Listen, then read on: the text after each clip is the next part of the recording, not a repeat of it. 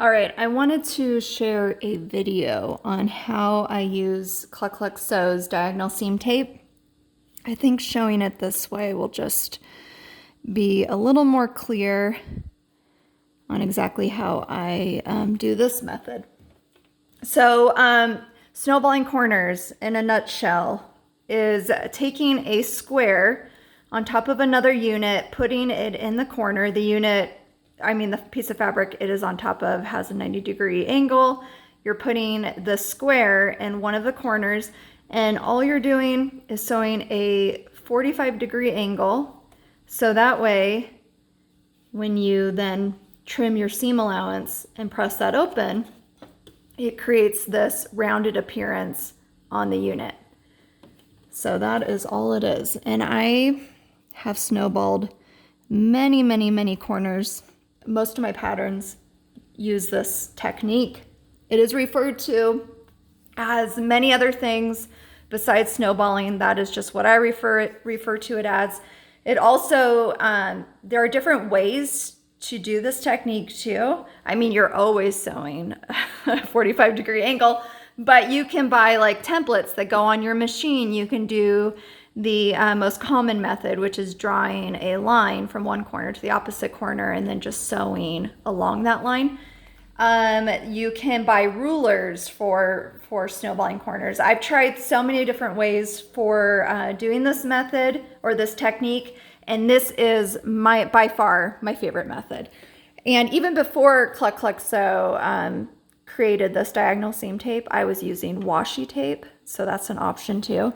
But I find that this is a huge time saver. I get nearly, with smaller squares especially, my accuracy is just as good as it is with drawing the line.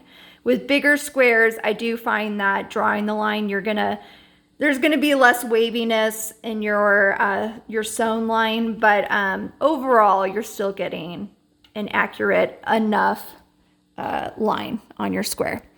So anyways, this is what I do. I first take a leader, which I talk about in this tutorial.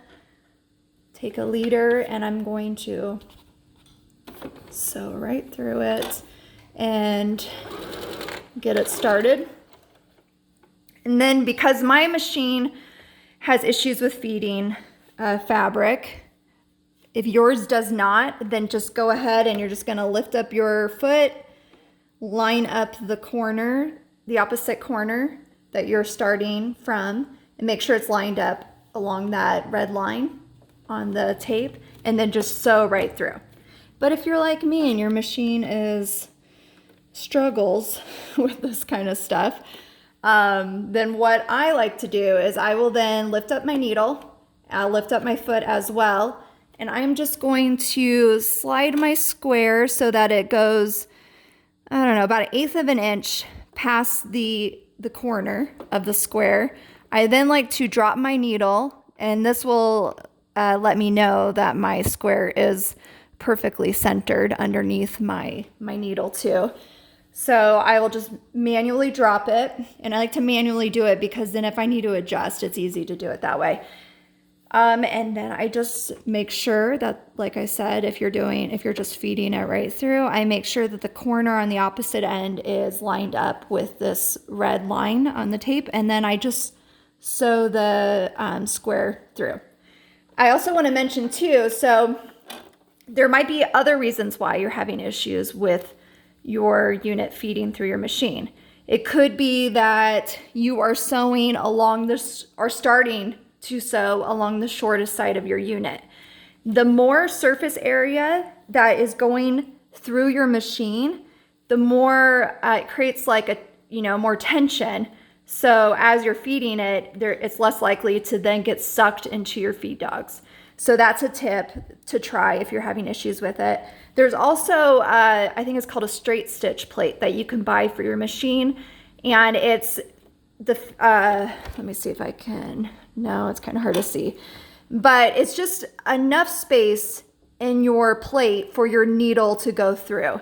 And so there's not any extra space around the hole for the fabric to get sucked into. It's just enough space for your needle to go through the hole. So you could try a straight stitch plate as well. I've tried that too. I personally wasn't a big fan of it.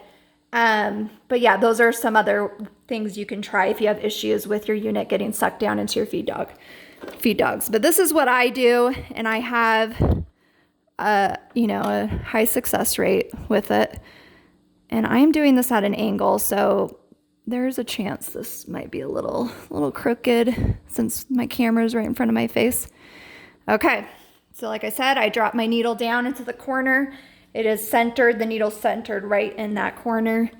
And then I just make sure that the opposite corner is lined up with the red line and start sewing. I just make sure as it's feeding, that corner is staying, following that red line.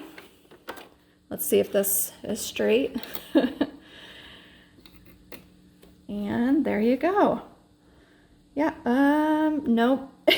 Okay, so if I didn't have a camera in front of my face, this sewn line would intersect perfectly where the corner is. And because I couldn't see as well, it's a little bit off. Not a huge deal. I'm not going to fix it. I'm going to keep it this way because this particular unit, I don't have to worry about my point getting chopped off because it is going to get chopped off. So it is good enough. And that's kind of a rule I follow by, because if you are, I don't know, for me personally, if I try to make everything perfect, then it takes the fun out of sewing. So yeah, next thing you do is you're going to trim a 1/4 inch away from the sewn line, and then you just press your triangle pieces out, and then your unit is done.